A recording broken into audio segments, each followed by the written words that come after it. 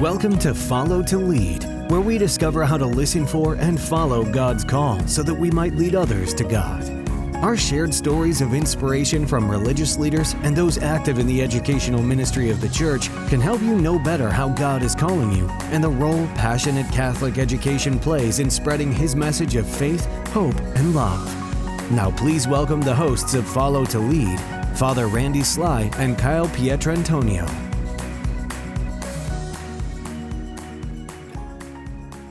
In the name of the Father, and of the Son, and of the Holy Spirit, Christ the teacher, teach us to listen. Teach us to do the deep listening to the sounds of our soul, waiting to hear your voice calling us to cast out deeper, to become fishers of men and women, shepherds of souls, to follow your will in order to lead others to truth, beauty, and goodness only you can offer. Amen. In the name of the Father, and of the Son, and of the Holy Spirit. Amen. Well, welcome to Follow to Lead, a journey twice a month into the world of Catholic education, exploring what it means to follow God in order to lead others to Him. I'm Father Randy Sly, your co-host. And I'm Kyle Pietrantonio. Today we have the pleasure of talking to Steve Minnis, the president of Benedictine College in Atchison, Kansas. President Minnis is an alumnus of Benedictine, class of 1982. He went on to receive a JD from Washburn University in 1985 and an MBA from Baker University in 1993. Prior to his position as president at Benedictine in 2004, he began his law career in the county prosecutor's office for Johnson County, Kansas, and held the position of director, state regulatory, and general attorney for 14 years with the Sprint Corporation. President Minnis, welcome to Follow to Lead. Great. Well, thank you so much for inviting me. I'm honored to be on this podcast. Thanks.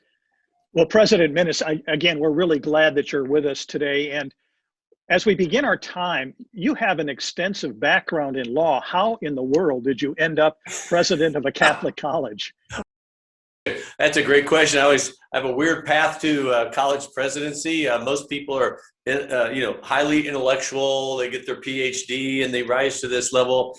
So you heard a little bit of my background. I'm an attorney. And when I was at Sprint for 14 years, 12 of the last 14, I was on the board of directors of Benedictine College, which was my alma mater. And I was proud to serve that. And then when my predecessor left, I went to the chair and I said, hey, I don't have any experience for this job. You guys would be idiots to hire me. And they did. And that was 16 years ago, and they haven't got rid of me yet. So I'm honored to be here. And we've been really blessed. Since we've been here. But this is a lot better job than the law, I can tell you that. And we had an easy decision. So when this opportunity came about, we asked ourselves, well, I could retire as a regulatory lawyer for multinational corporation, or I could take a job where you have an opportunity to impact young people. Well, when you put it that way, it's pretty easy, Right. President Minnis, you've been at Benedictine now, as you said, for nearly 17 years. And during that time, I'm guessing there's no doubt in your mind that these past 12 months or so have been among the most unique and likely most challenging of your professional career. From issues ranging from racial tension to the global pandemic to the hotly contested national election. Can you tell us a little bit about what has been some of the hardest adjustment in this last year for you as a Catholic president of university? Sure. The first thing I'll tell you is that we're in a situation where it's not like there are no right answers. It's that every answer is wrong. Everything there's no expert on this, and anybody that acts like they know what they're doing, that they're making it up, because we're all making it up as we go along. But one of the things that I reminded our community when the fall started was, okay, look, we've got this. This type of a crisis is in our DNA. We were founded, Benedictine College was founded in 1858. Think about that, 3 years before the Civil War, on the Kansas and Missouri border. Not a great place to start anything, okay, but the monks were tough and wanted to start a school for the Lord's service. And you think about our longevity. So we survived the Civil War. That was not insignificant. 80% of all the colleges and universities in America that were founded before the Civil War don't exist anymore. And they closed their doors for one reason or another. But we survived the Civil War. We survived the Spanish flu, the two world wars, the Great Depression, the civil unrest of the 60s, the financial burdens of the 70s and 80s. And so when this crisis came along, we said, hey, we've got this. We've done this in the past. We can do this today as well. But one of the things that I think that probably I suspect people are listening already have figured out. Well, one of the things that we said was when this crisis came, we kept reading all these stories and people were talking about, oh, there's going to be winners and there's going to be losers that come out of this crisis. And we said we wanted to be one of the winners. And so what we said to ourselves was, we think winners will do one of three things. I mean, the winners will do these three things. Number one, they'll be prepared for the crisis. They will have put themselves in a position of strength when the crisis came. Secondly, they'll be prepared for the end of the crisis. In other words, we didn't want to wake up one day and says, oh, hey, it's over. What do we do now? So you have to prepare for the end of the crisis. And third, and most importantly, is that you have to strictly adhere to your mission during the crisis. Those that will not survive or be successful when the crisis is over will be those that said, oh my gosh, we're in a crisis. Let's do something different. Let's move away from our mission and try to survive this way. Only those that continue to embrace their mission are going to be winners out of this. So that's kind of how we approach this from the very beginning. From the standpoint of mission, did you have to modify how you express that mission in the lives of the students? You know what? That is an amazing question, because our mission is, we have, I always talk about our mission in pictures, but we got 4 pillars to our mission. We're a Catholic college, a Benedictine college, a liberal arts college, and a residential college. And that's our foundation, and it supports our mission to educate our students within a community of faith and scholarship. So community, faith, and scholarship are our mission. And this is really a fascinating question, Father, because we believe that the pandemic directly attacked our mission. Okay, our mission of community. Okay, gosh. First off, they made you stay in your homes. You weren't able to, you had to distance, you have to wear a mask. Basically, they're saying, we don't want you to be around people. Oh my gosh, humans are social beings. We need each other to be fully alive. And now they're telling us we can't do that.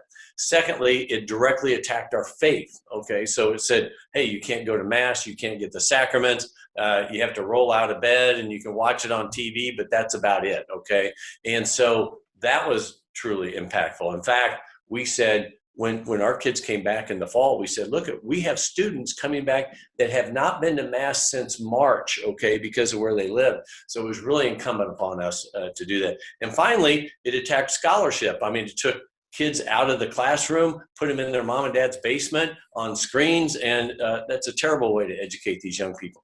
So to your question, we had to work, doubly as hard to embrace our mission during the pandemic. And even though we have to wear masks, I mean, we had to ask ourselves every day, how do you build community in this pandemic? Secondly, how do you bring your students closer to Christ in this pandemic? And finally, how do you educate these young people in this pandemic where some of the classes still have to be online? This has not been very easy for us, but moving away from the mission was never the answer. The answer always was, how do you do it even in the midst of that? It's been tough. Yeah, I know several high schools, that I'm around, we have that same challenge. And like you, we just had to modify how we express the mission, but especially community life was really, that took a big hit. Oh, it's terrible. And then education. I mean, everybody knows online education is not as good. And in fact, we kept reminding our everybody that was asking us, why are you going face to face? And I'd always remind them, look, Plato started his academy in 300 BC. Okay, and he educated young people within a community of scholarship for 900 years. And John Paul II says there's no coincidences with God. On the year that Plato ended his academy, Saint Benedict opened Monte Cassino, and he began educating young people within a community of faith and scholarship. But generally, this community-based learning, face-to-face learning, stretches back over 2,400 years. It works, okay? Just because we're in the pandemic doesn't mean that historical understanding of how you educate young people in the best manner for us within a community of faith and scholarship, it works. And so you just can't walk away from that, and you have to fight for it all the time, because our kids know, our parents know, online learning is not as effective. It just isn't.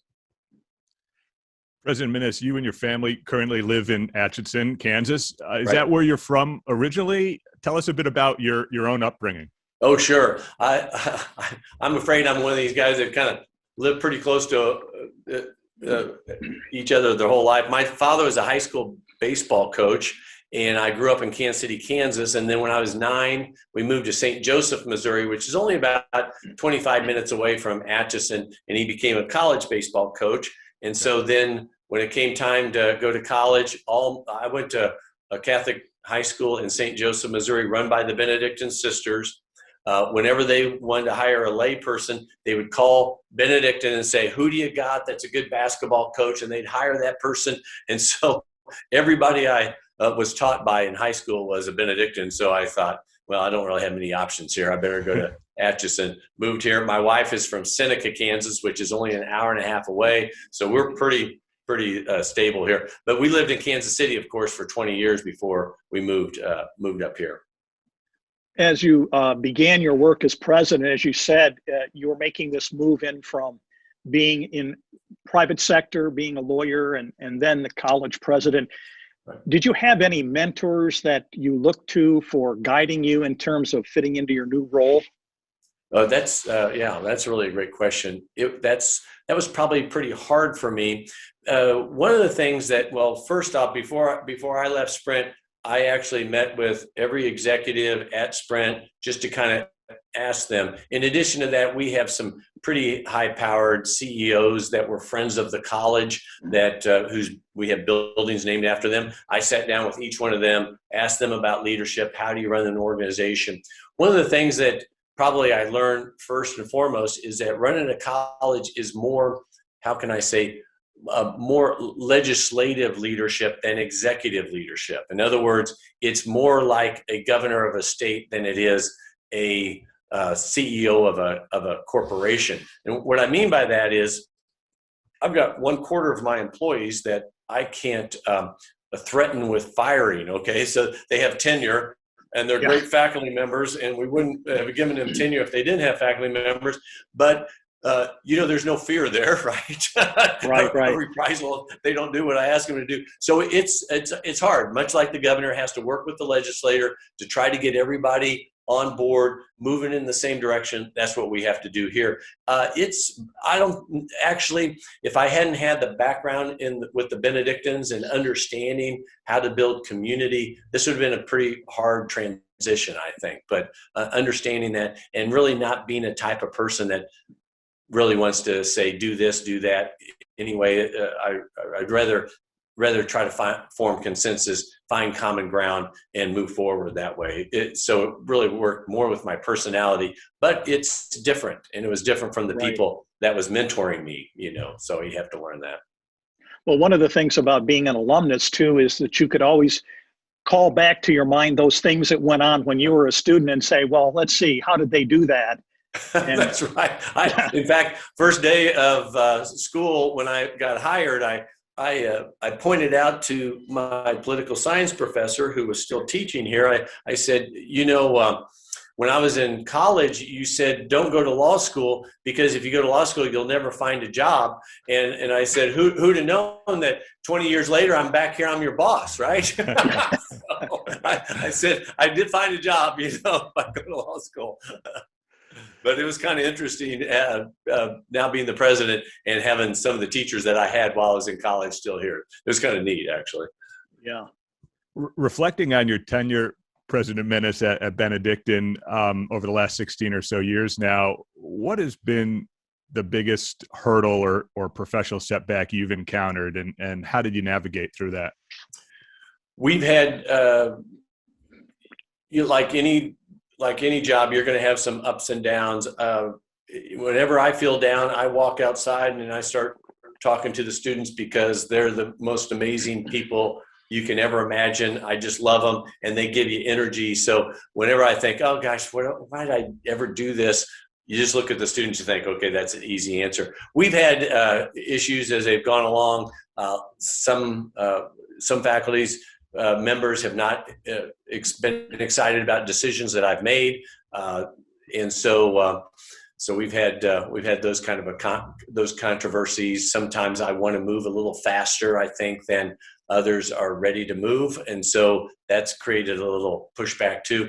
We always say, whenever there's issues on campus, then it must be spring, because for some reason things happen in the springtime. And so, but I'll tell you just a really quick story, because Father Michael Gately always says, I don't know if you've ever heard of him, but he's written the 33 Days of Morning Glory. He's written the Consecration to Our Lady books.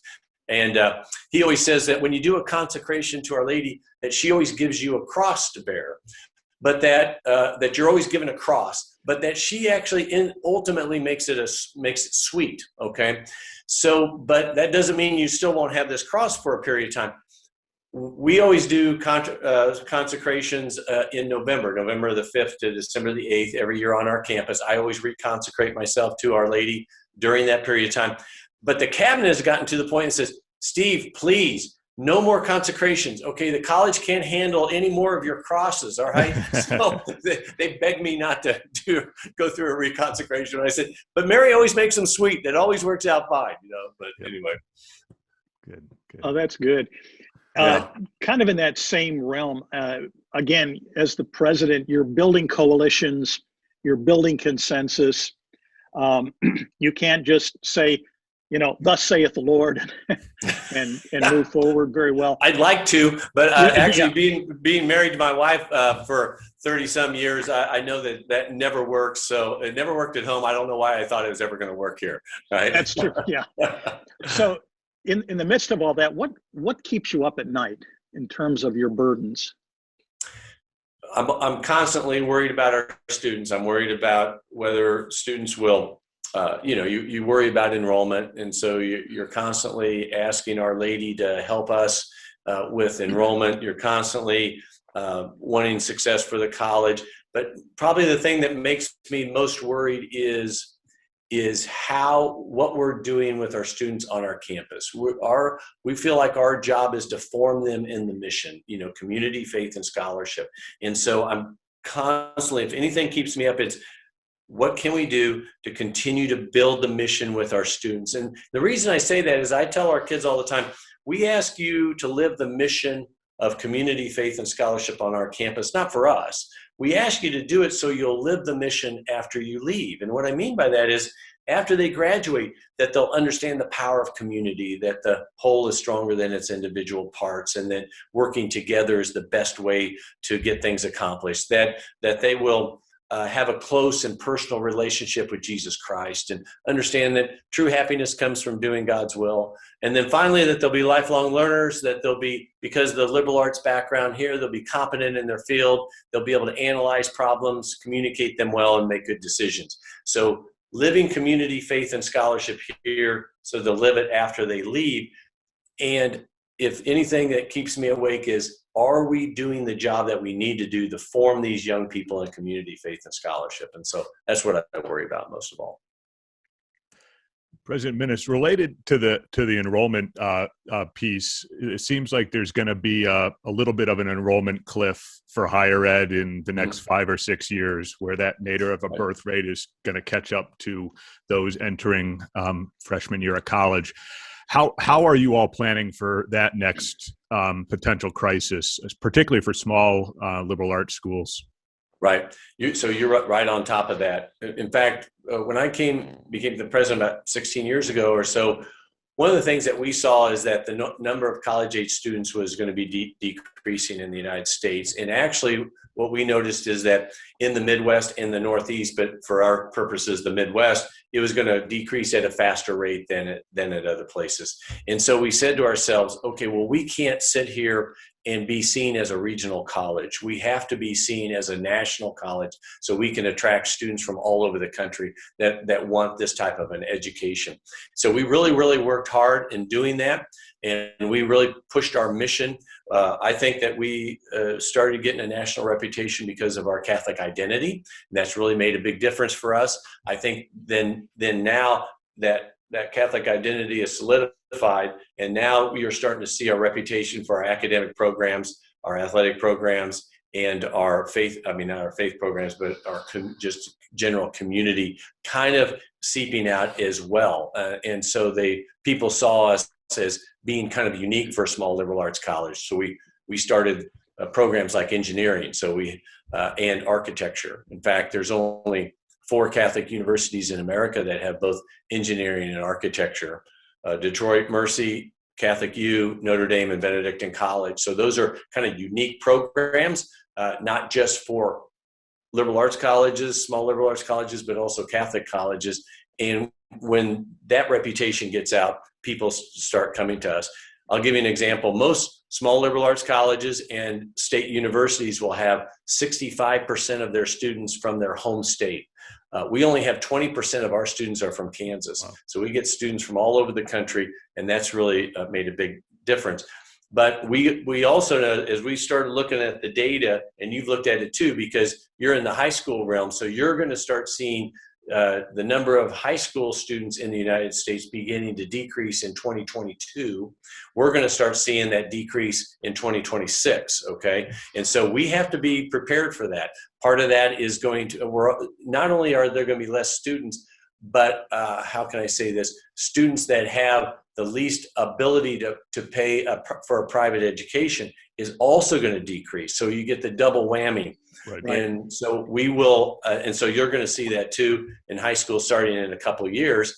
And so what are you doing to prepare yourself?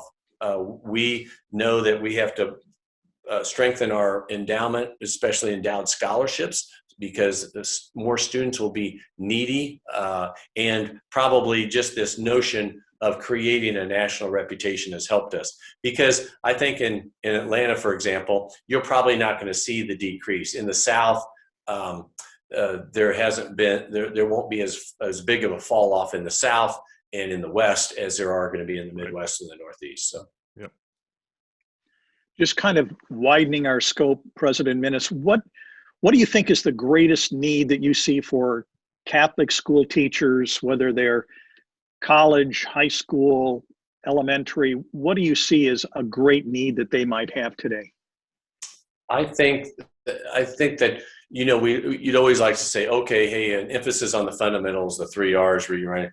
But actually, I think that the most difficult and the most important thing that we can do is strengthen culture.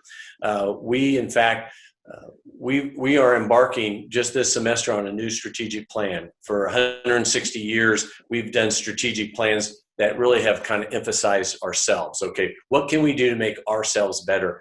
And we started asking ourselves, as a Catholic institution, shouldn't we really be asking not how can we make ourselves better, but actually what kind of a force for good can we be in the world? And I know that as Catholic high schools that are members of this organization, this is what you ask yourself every day too, that you can't be thinking about yourself, that as a Catholic institution, we have to be thinking about how can we serve others, okay? And so after all of that, then we said, what's more important?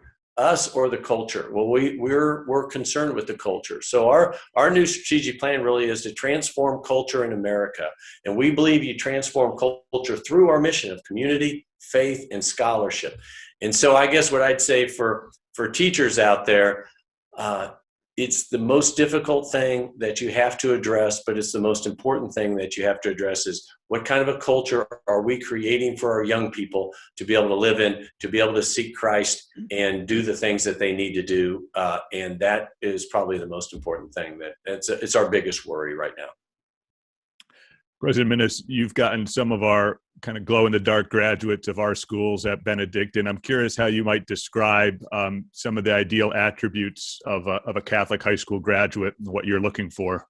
Well, we've been really blessed. The kids that come from your schools transition to our school very well. And the reason they transition is because they are immersed in this environment, because I think that you kind of have the same ultimate goal as we do, which is get our students to heaven. And what are we doing to have them be saints and get to heaven? And that's probably the best things that we can do is prepare them for that. So these are leaders in their field. They love Christ, and they are willing to kind of understand how to work together, try to change culture. These kids we get from your high schools are really amazing. They're easily my favorite kids. And let me tell you why this is important too, because you probably appreciate this. So in the late 1950s, early 1960s, in the United States, for every 2 people that received a college degree, 1 person retired. So what that means is basically the workforce was being doubled every year by college graduates. Today, however, for every 1 person that receives a college degree, 2 people retire. What that means then is that these young people that you're teaching in your high schools today, the young people that we are educating in colleges today, will be asked to take on leadership roles in organizations faster than any generation in the history of this country. Okay, so they need to be prepared to take on those leadership roles. We take that pretty seriously. I know that your high schools, the things that you're doing in your high schools, you take that seriously too. America needs great leaders.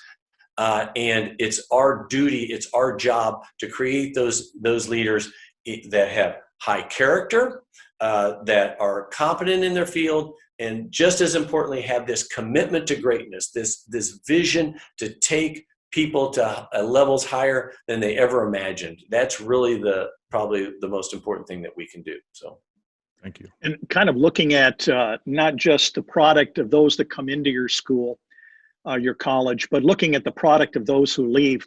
One of the benefits of being in the Kansas City metropolitan area, I have a whole bunch of Benedictines alumnus that are teaching at St. Michael here. Right. And one of the things when we hire, we're a mission-driven school, and so that's one of the big things we want to look at. And we'll look at the transcript, and it will say Benedictine College, and we'll go, they get it. Yeah. They get it. And so, just as a user of your product, I just want to thank you for your hard work there. Well, thanks. Thanks for hiring our kids too. Yeah, that's great. Yeah, they have a job after they graduate. That's right. But when you look at your graduates, what kind of goes through your mind as you look to the what they can contribute to the world? Mm-hmm. Again, it kind of comes back to our mission as well. Do they will they have good character? Will they be, because of the liberal arts that we provide in them, will be competent in their field? This is also another interesting thing about what's happening to our young people today. We kind of think that they're becoming kind of information rich, but analysis poor. They're getting bombarded by tons of information every day. They can pull out their phone, get a website anywhere around the world. The question is that when they're bombarded by that information, can they analyze it and make good decisions? So when you're out there hiring students, hire them from liberal arts colleges, because we kind of think that if they have a foundation in art and literature and English and history and science and math and philosophy and theology, well, when they are bombarded by this ton of this information, well, now they've got a foundation to pull from to be able to analyze it and make good decisions. That is really critical in today's world, because those teachers are impacting the next generation as well. So those are some of the qualities that we're looking for. We want to move them from where they are today, so then they will be ready to promote the mission after they leave. So,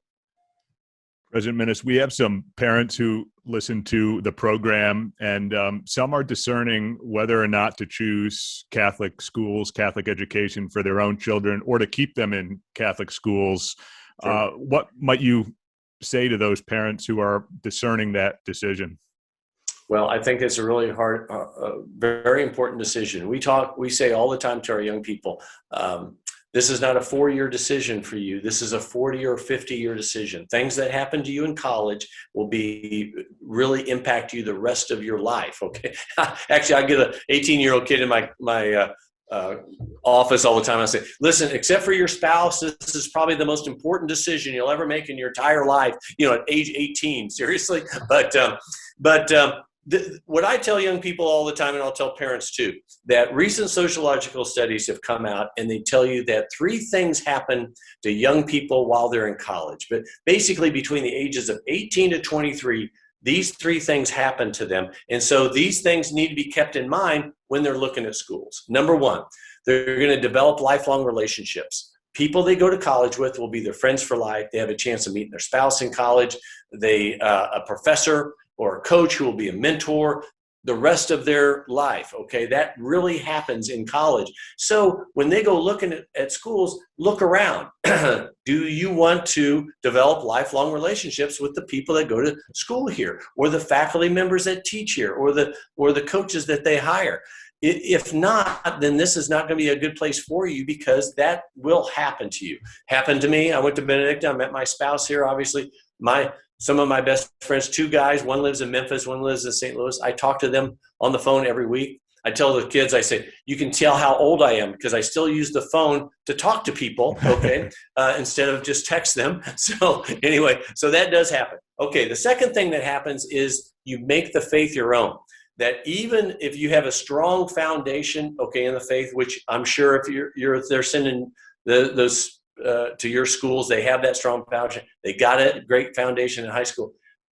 Young people still will go a period in your life where they're going to ask you really important questions about what their relationship is with Jesus Christ, what their relationship is with the church.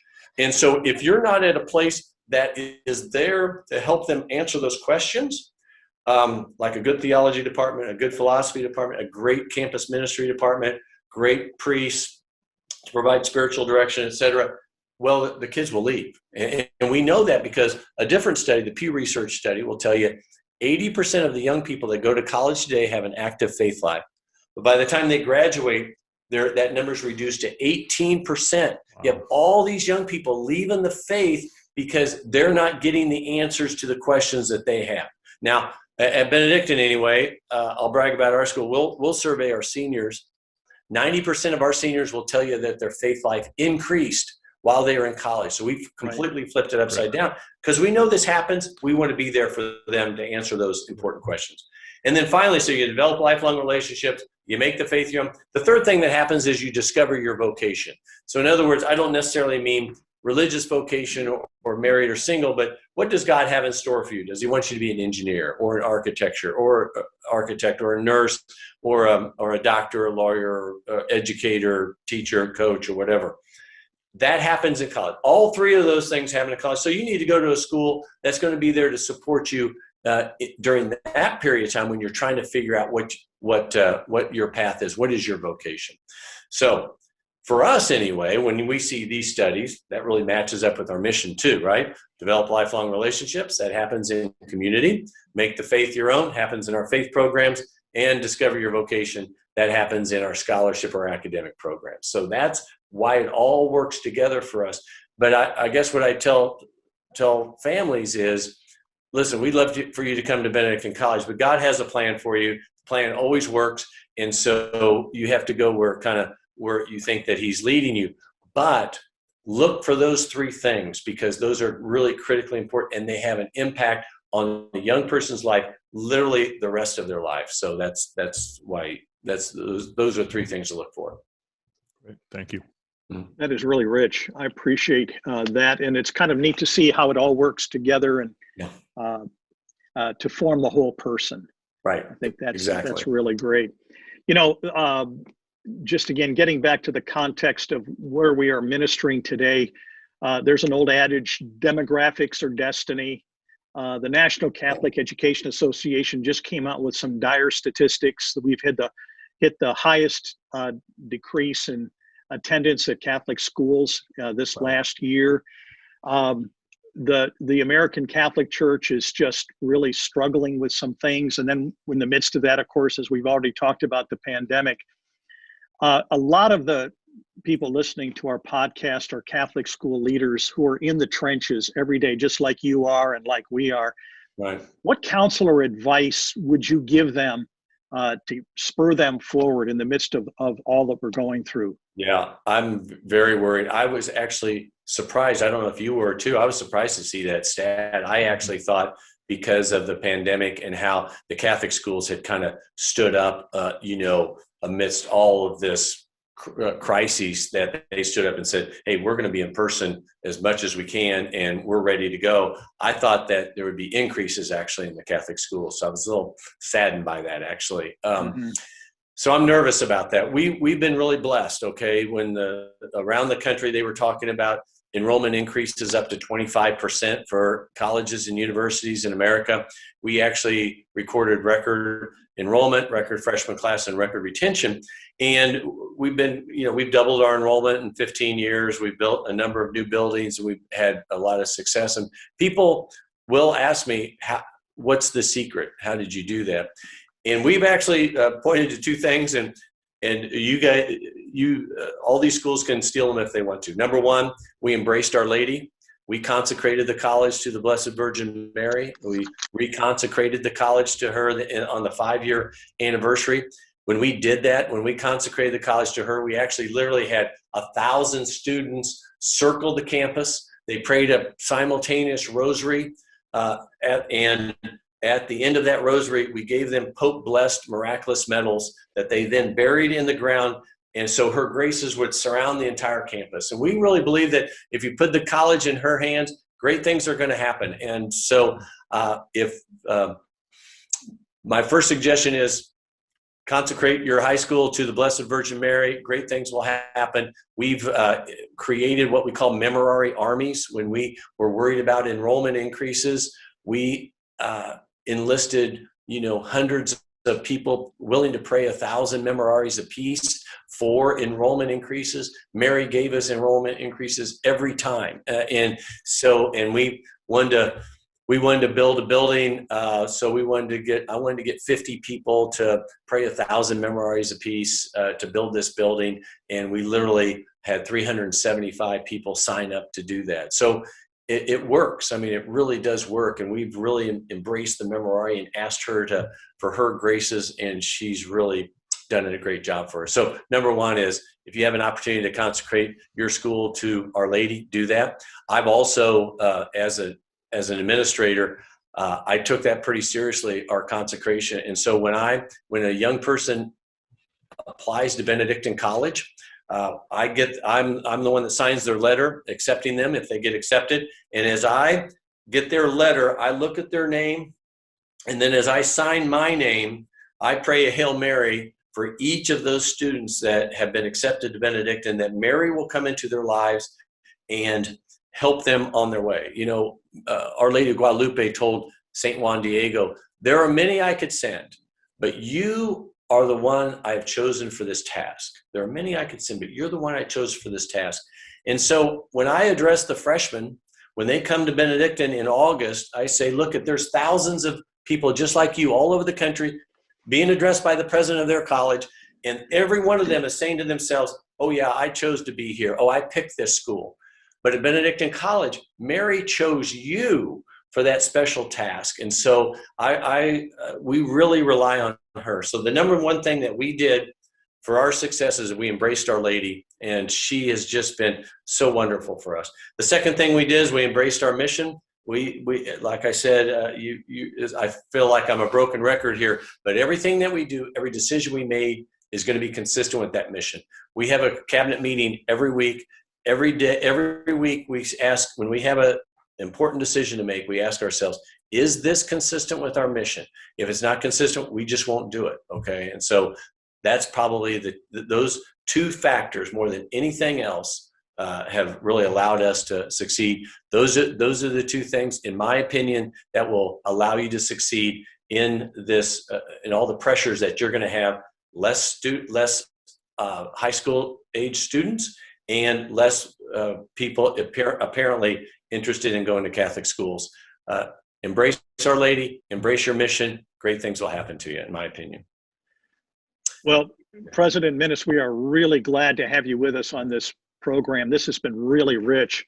And we just thank you for giving us some time today in the midst of all of your busy schedule to just sit down with us and kind of share your heart and what's going on. So again, thank you so much for being with us. Sure. It's my honor. And I would tell you, guys, keep doing what you're doing. Your high schools, I'm going to tell you, the kids that we get from your high schools are the cream of the crop. They're the leaders for our school. They're amazing. And so keep doing what you're doing. It's really, really powerful. Thank you. We'll take that as a commission for us to move forward. Okay, good. That's for sure. Good. Also, for our listeners, if you haven't done this already, please be sure to subscribe to our podcast and leave a comment to encourage us as we continue with future programs. We would also like to thank our production interns, John Sampson and Alex Shire, along with our production supervisor, Mr. Jack Alsbach, for producing this podcast. And may God bless you.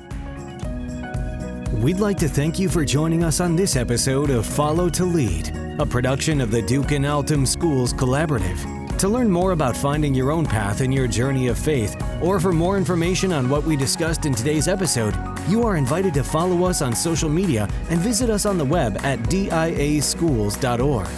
To provide a one-time donation or monthly pledge, please visit our website.